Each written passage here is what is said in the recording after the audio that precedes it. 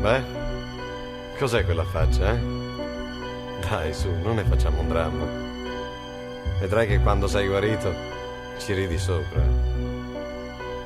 Ma cosa fai? Ma cosa fai? Dai, non piangere. Sei peggio di un bambino. Ma guarda un po' alla tua età. Dai, finiscila.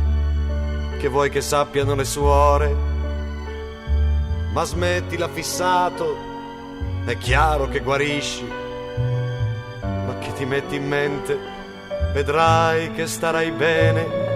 Vedrai, vedrai, vedrai. Andremo in giro insieme, troveremo il bosco pieno di animali.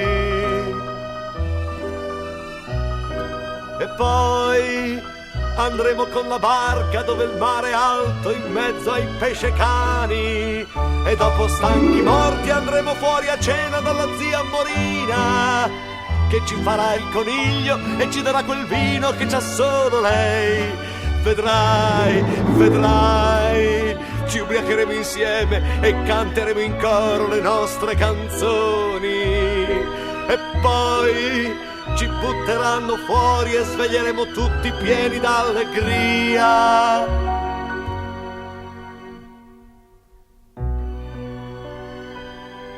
Ma cosa fai? Ma cosa fai? Ma piangi ancora, dai, non è poi tanto grave. Non far così, da retta a me, non hai niente. Ho già parlato col dottore. Ti senti di morire? Ma via, che cosa dici? Vedrai che domattina starai senz'altro meglio. Vedrai, vedrai, vedrai. Ti porterò a ballare e ti farò sentire in forma come allora.